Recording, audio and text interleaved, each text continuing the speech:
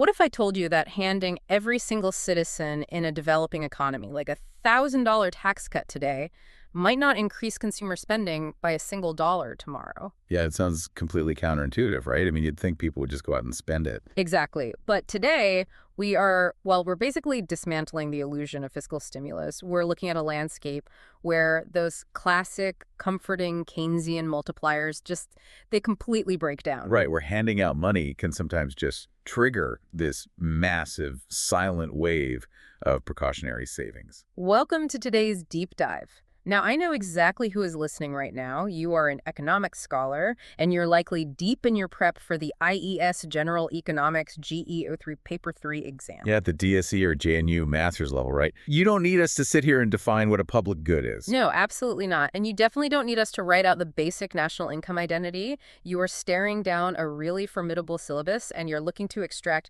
the most rigorously tested mechanics without, all the introductory fluff.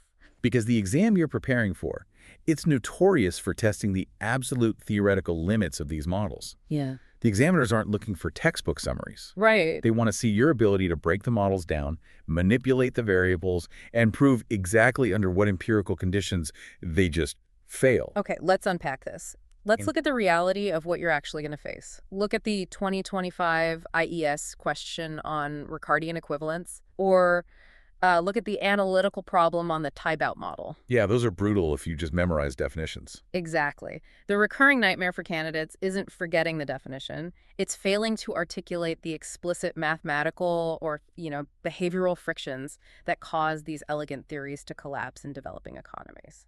And our mission today is to master the theoretical pillars of public finance.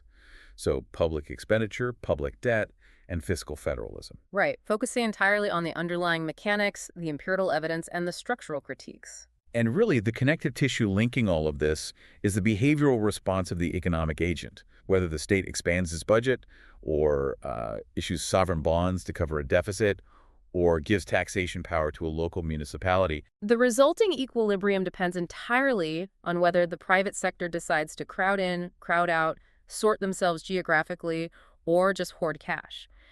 We have to treat the state and the citizen as players in a dynamic game. Exactly. A dynamic, sequential game. Yeah. So we really have to start by analyzing the state's opening move, which is expanding its own footprint. Right. Before we debate how the government finances its massive operations, we have to look at the structural forces driving that expenditure upward in the first place. I mean, we all know Richard Musgrave's tripartite framework, right? Sure. Allocation, distribution, and stabilization. Yeah. But what always strikes me is the inherent, almost mathematical tension between these three functions.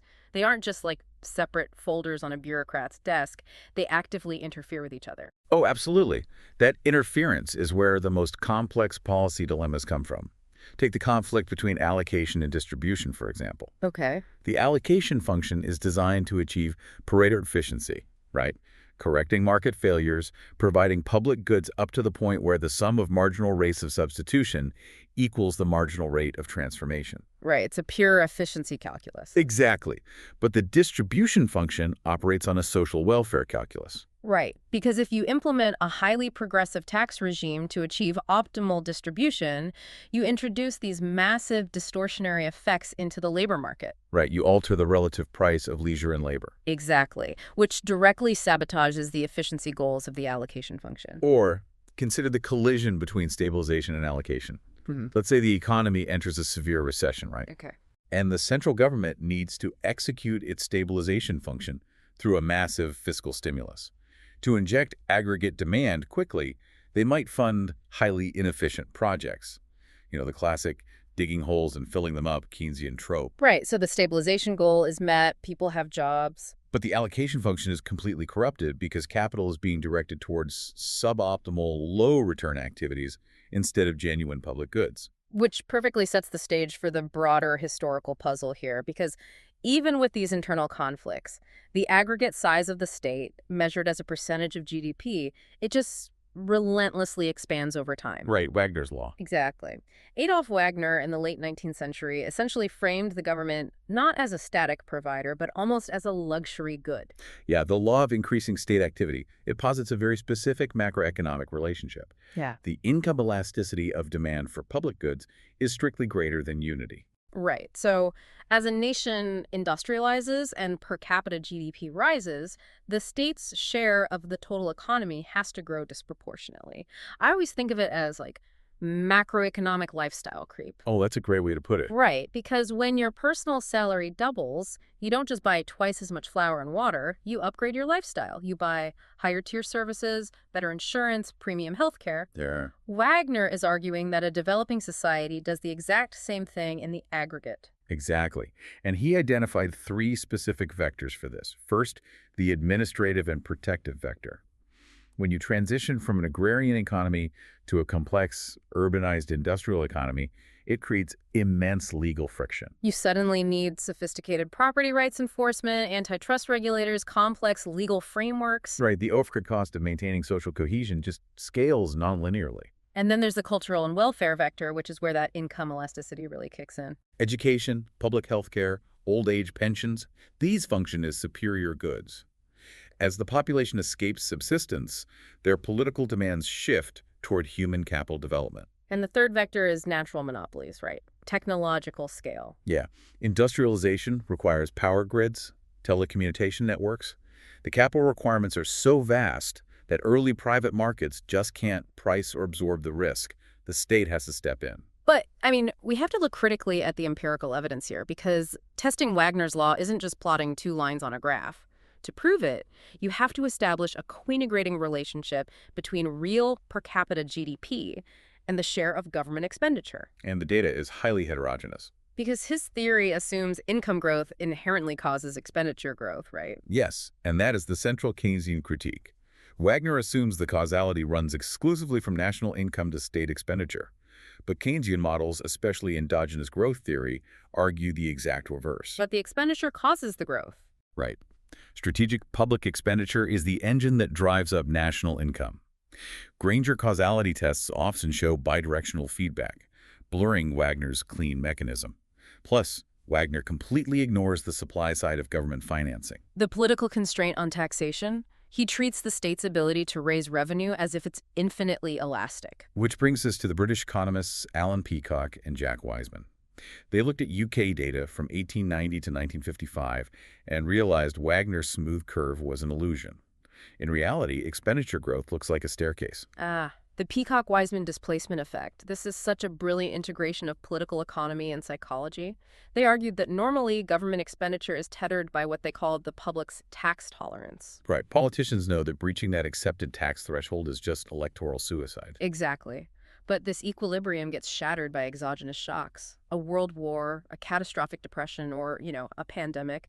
The crisis forces the state to require an immediate, massive influx of capital. And crucially, the public's psychological resistance to taxation temporarily collapses. Right. The crisis provides the political cover to just smash through that historical ceiling of tax tolerance. But the true genius of Peacock-Wiseman isn't just that spending spikes. It's their explanation for why it never returns to the pre-crisis baseline after the crisis ends.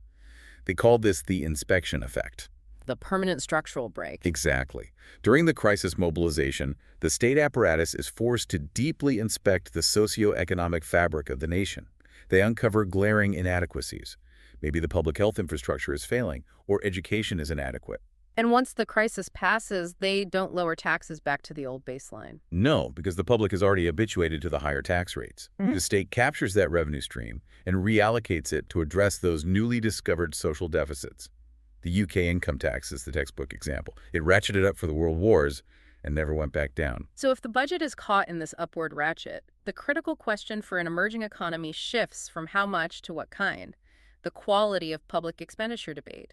We have to separate revenue expenditure from capital expenditure. Right. Revenue expenditure is consumptive. Salaries, subsidies, interest payments. It doesn't create physical assets. Its long-term growth multiplier is incredibly weak, sometimes even negative if funded by distortionary taxes. While capital expenditure is the engine, gross fixed capital formation highways, ports, digital corridors. Think about it through a dynamic stochastic general equilibrium, or DSGE, model. When the state builds a freight corridor, it reduces logistics costs for private firms. Right. It increases the marginal product of private capital. The private sector becomes more profitable just because the public infrastructure exists. Precisely. This is crowding in. The empirical literature shows the fiscal multiplier for capital expenditure in developing economies is significantly greater than unity, often between 1.5 and 2.5, while revenue expenditure struggles to hit 1.0. But here's the unavoidable friction. Governments are forced to spend more, and capital expenditure is great for growth, but they hit a wall, taxes. You can only tax people so much before you trigger capital flight. So if they can't tax, they borrow. They issue sovereign debt. Which drops us right into public debt and deficit financing. Let's start with internal versus external debt, because the macroeconomic consequences are wildly different. Completely different. Internal debt is owed to domestic agents, citizens, domestic banks. Servicing it is essentially a closed-loop, redistributive exercise. The state taxes citizens to pay interest to domestic bondholders. So it's an internal transfer of purchasing power. The aggregate wealth of the nation doesn't actually shrink. It doesn't shrink, though it can be highly regressive if wealthy bondholders are paid by middle-class taxes. But the real resources stay inside the country. External debt, however, is a different animal. Because you step outside the loop, you're borrowing from foreign sovereigns or multilateral institutions, usually in a foreign currency like the US dollar. Right, the original sin hypothesis. When a developing nation services external debt, it must physically transfer real economic value abroad. It has to run trade surpluses, exporting real goods instead of consuming them domestically. It drains real resources. And it exposes the entire balance sheet to exchange rate volatility. If your currency depreciates, the cost of that dollar-denominated debt explodes overnight. That's exactly what triggered the Asian financial crisis. Exactly. So, recognizing these risks, we have to look at how economists view deficit financing. For a long time, the dominant paradigm was sound finance. The classical view: budgets should always be balanced, treating the sovereign like a household. Right. Any deviation was seen as moral decay. Debt was inherently bad because it absorbed private savings. The only exception was borrowing for self-liquidating assets, like a toll bridge that pays for itself. But then the Great Depression happened. Deflation, massive unemployment, and the classical models failed completely. Because of sticky wages and a collapse in aggregate demand. This brought the Keynesian Revolution, and specifically, Abel Lerner's theory of functional finance. Right. Lerner argued that a household can't print its own currency. Judging a state by household standards is a category error. He proposed that the sole purpose of fiscal policy is to steer the macroeconomy toward full employment without hyperinflation. If private demand is weak, the state has a functional mandate to run a deficit. The debt is just an instrument. In functional finance, a balanced budget with 20% unemployment is a catastrophic failure. Exactly. It sounds great, but wait. If the government borrows internally for the stimulus, isn't it drawing from the same finite pool of domestic resources? This is the crowding out hypothesis. Why does government borrowing sometimes stifle the private sector? You must explicitly master the two mechanisms here. First, the loanable funds channel. Imagine the domestic financial system as an auction house for capital. Okay, an auction house. The supply is private savings. Normally, private firms bid for this capital to build factories. The clearing price is the market interest rate. And private investment is elastic. If the rate jumps from 4% to 7%, suddenly a lot of private projects aren't viable anymore. Right. Now, the government enters this auction house to fund a massive deficit. They are a behemoth, and they are price insensitive. They issue billions in bonds, drastically increasing the demand for loanable funds. And because short-term savings are inelastic, this new demand shock pushes the interest rate up. The government gets its money, but the higher interest rate prices keep private firms out of the market. The fiscal stimulus is statistically offset by the collapse in private investment. The state crowds out the private entrepreneur. We can visualize this with the ISLM model. Expansionary fiscal policy shifts the IS curve right. If the money supply is fixed, we move along the LM curve. Income rises, but interest rates spike dramatically. That's the loanable funds channel, but the pain doesn't end there. We also have the asset substitution channel, which operates on the portfolio balance of investors. Right, the wealth effect. An institutional investor holds corporate equities and bonds. But when the government runs a deficit, it floods the market with sovereign bonds. These have a zero risk waiting for default. They're the ultimate safe asset. So as the supply increases, their price drops and yield goes up. The investors seize this attractive risk-free rate, and what do? They rebalance. They liquidate their corporate debt and equity to buy the government bonds. Exactly. This drains liquidity directly from private capital markets. The cost of equity for firms rises. Again, the sovereign deficit starves the private sector. And this domestic tug-of-war spills over internationally. We have to link crowding out to the global equilibrium. The twin deficits hypothesis. The fiscal deficit is chained to the current account deficit. Let's trace the algebraic logic for the listener. Okay, let's do the math. The total output of an open economy is y equals c plus I plus g plus x minus m. National income equals consumption, investment, government spending, and net exports. But Now, how is that income allocated? It's either consumed, saved, or paid in taxes. So y equals c plus s plus t, so if we set those equal, the consumption, the C, just cancels out. leaving us with s plus t equals I plus g plus x minus m. Now, we rearrange to isolate the balances. We get s minus I equals g minus t plus x minus m. This is huge. The gap between private savings and investment equals the fiscal deficit plus the trade balance. Let's isolate the external sector. If we look at deficits, the current account deficit, or M minus X, must identically equal the fiscal deficit, G minus T, minus the net private savings gap, S minus I. The mechanism is irrefutable. If the government runs a massive fiscal deficit and private savings aren't enough to cover both domestic investment and the deficit, The math dictates the shortfall must be financed by importing capital from the rest of the world. and how do you absorb foreign savings? You run a current account deficit. You import more than you export. Right. The higher domestic interest rates attract foreign capital, the currency appreciates, exports collapse, and imports surge. The fiscal deficit and current account deficit are inextricably linked twins. So the chain reaction is terrifying.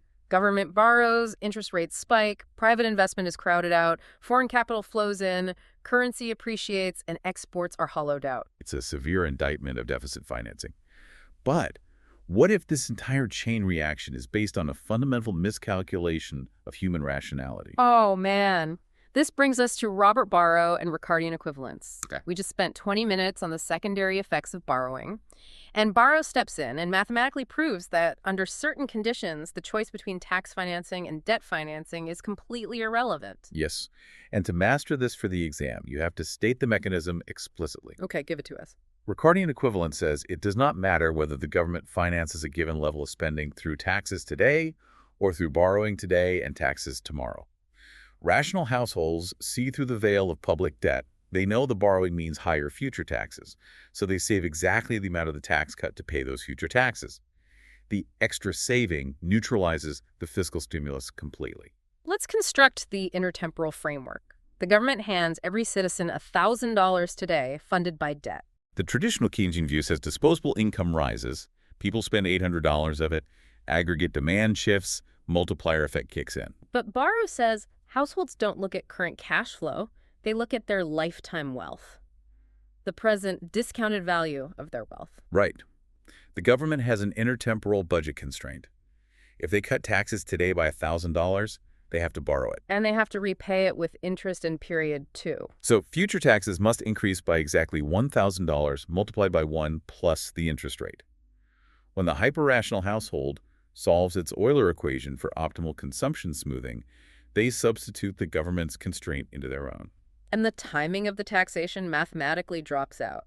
The present discounted value of their lifetime tax liability is completely unchanged. The state hasn't given them a gift, they've given them a deferred liability. Exactly. So to maintain a smooth consumption path, the household takes the $1,000 tax cut and saves 100% of it. They invest it. And when the future tax hike hits, they use that exact savings account to pay the bill. Which means private consumption doesn't increase by a single dollar today. Private savings rise by the exact magnitude that public savings fall. Aggregate savings are unchanged, aggregate demand is unchanged, so there's no pressure on interest rates, no crowding out. The multiplier is 0. Okay, the logic is airtight on a chalkboard. But here's where it gets really interesting, because as a human being, it feels absurd. I mean, people don't live forever. Most people can't even predict their grocery bill next month. Why would I alter my consumption today for a tax liability that falls on a generation that hasn't even been born yet? And that intuition is exactly how you dismantle the theory on the exam. Barrow's proof requires extremely restrictive conditions. You need to list them meticulously. First, infinite horizons. Right, because of the finite lives problem. Yes, borrow assumed overlapping generations with perfect intergenerational altruism. You care about your children's utility exactly as much as your own. So you save the tax cut and leave a meticulously calculated bequest to your heirs to cover their future taxes. The family is basically an immortal economic agent. That is a wild assumption about human foresight. What's the second condition? Perfect capital markets. Individuals must be able to borrow and lend at the exact same risk-free interest rate as the sovereign government. Ignoring credit scores entirely. Third, lump sum taxes. The future taxes must be non-distortionary lump sum taxes, independent of income or wealth. Because income taxes would alter behavior. And fourth, no liquidity constraints. Every actor can perfectly smooth consumption by accessing credit seamlessly. Okay, so we need immortal altruists, frictionless banks, mythical lump sum taxes, and no one ever gets denied a credit card. It's begging to be torn apart. If I'm sitting for the IES exam, how do I explicitly structure the failures of Ricardian equivalence in developing economies? You break down those four assumptions. Failure mechanism 1, severe credit constraints. The hand-to-mouth consumer. Right. In developing economies, financial intermediation is highly imperfect. People have a high marginal utility of current consumption, but can't borrow. So if you give them a tax cut, their marginal propensity to consume is practically 1.0. They need to buy food today. They spend it immediately, and the stimulus works. Equivalence collapses. Failure mechanism 2, finite lives and imperfect altruism. People discount future tax liabilities at a rate higher than the market interest rate because of the probability of death. They figure there's a good chance they won't be around when the bill comes due, so they perceive an increase in net wealth and spend it. Failure mechanism 3, the reality of distortionary taxes. Real-world taxes are income or consumption taxes. If people know future income taxes will rise, it reduces the after-tax return on future labor. The relative price of leisure drops. So they substitute toward leisure in the future, which shrinks the labor supply and lowers output. Debt financing changes the real equilibrium. It's not neutral. And failure mechanism 4, uncertainty. Right. Future tax incidence is highly uncertain. Will it be a wealth tax? Inflation. Because they can't calculate their exact share, they can't perfectly offset it. So Ricardian equivalence is really a diagnostic tool. By seeing why it fails, we identify frictions like credit constraints in the real economy. Exactly. It shows us why the multiplier is never quite as robust as the simple Keynesian cross suggests, because some fraction of the population will engage in Ricardian saving. Okay, we've spent all this time on the state as a monolith, but the central government doesn't patch local potholes. This brings us to fiscal federalism. Which level of government should do what? Back to Musgrave. He formulated the assignment of functions based on the geographic mobility of capital and labor. Let's test that. Why must stabilization belong to the center? Why can't a city run its own macroeconomic stimulus? Because local economies are hyper-open. If a municipality deficit spends to cure unemployment, the workers take their wages and buy cars from another state or electronics from abroad. The marginal propensity to import is too high. The stimulus leaks out, but the local debt stays local. The city goes bankrupt, subsidizing the neighboring state. Which is why stabilization needs a closed national economy. What about distribution? Can a local government aggressively tax billionaires to fund local welfare? No, because that triggers welfare migration. The wealthy face punitive taxes and just move to the next town over. Capital flight. And low-income individuals migrate in for the welfare. The revenue base shrinks, the expenditure explodes, it's a race to the bottom. Redistribution has to be centralized, where physical borders prevent easy immigration. Which leaves allocation of public goods to the local governments. Yes, due to preference heterogeneity. A national government providing a uniform package creates deadweight loss. Right, a rural community doesn't want the same level of park funding as a dense city. Local politicians have the informational advantage to tailor the public goods to local demand. Which naturally leads us to the Tybalt model, Charles Tybalt in 1956, the solution to the free rider problem, voting with your feet. He conceptualized local jurisdictions as competitive firms. Each municipality offers a specific package of public goods funded by a specific tax rate. It's literally like choosing a streaming service. You pick the specific bundle of content public goods that you are willing to pay as subscription taxes for. Exactly. You survey the towns, evaluate your utility, and physically relocate to the one that matches your preferences. If I want great schools, I move to Town A and willingly pay the high property tax. Through this spatial sorting, the free rider problem is solved. The local provision of public goods becomes Pareto efficient, just like a private market. It's brilliant, but the conditions are insane. Perfect mobility, zero moving costs, perfect information about every town's tax package, no interjurisdictional spillovers. So Town B can't just drive over and use Town A's library. And you need a massive continuum of jurisdictions. It assumes a frictionless universe. So practically, Wallace Oates gave us the decentralization theorem to figure out the optimal size of a jurisdiction. Right, it's a trade-off. Yep. Larger jurisdictions have economies of scale. It's cheaper per capita to build one giant water plant than 50 small ones. But smaller jurisdictions better satisfy preference heterogeneity. The sweet spot is where the marginal savings from scale perfectly offset the marginal welfare loss of ignoring local preferences. But this entire architecture faces a crushing reality: vertical fiscal imbalance. The center has the lucrative elastic revenue streams like income and corporate taxes. But the local governments have the heavy expenditure mandates: schools, roads, healthcare. The center has the money, the states have the mandates. So we rely on grants and aid. And the economic design of these grants dictates local behavior.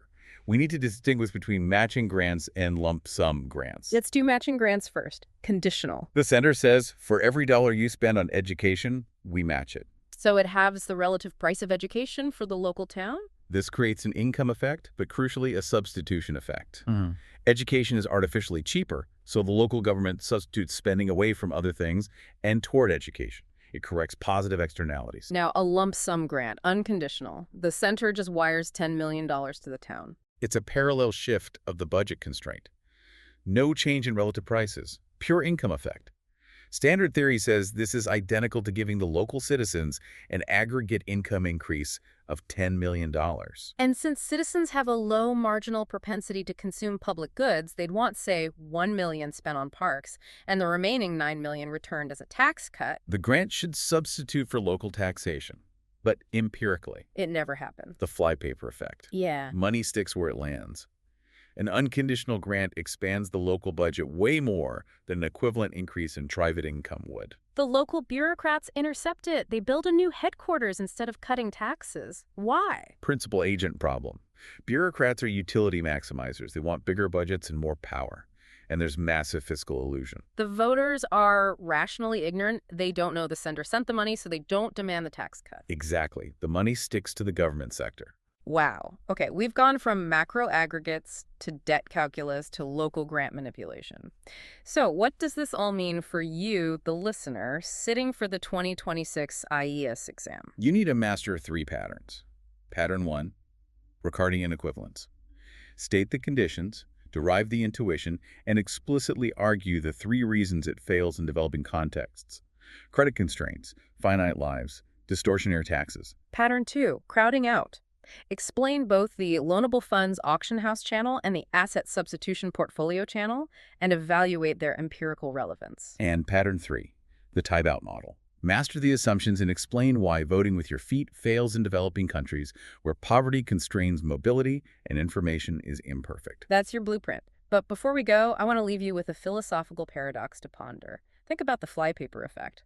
We just proved that money sticks where it lands because local politicians are self-interested and voters suffer from fiscal illusion. They're ignorant and myopic. But earlier, in Ricardian Equivalence, the model assumes those exact same citizens are hyper-rational, infinitely forward-looking calculating machines who perfectly analyze sovereign balance sheets across generations. It's completely contradictory. Exactly. If the flypaper effect proves citizens can't even detect a local $10 million transfer, how can macroeconomics rely on models assuming they can calculate the present discounted value of 50-year sovereign bonds?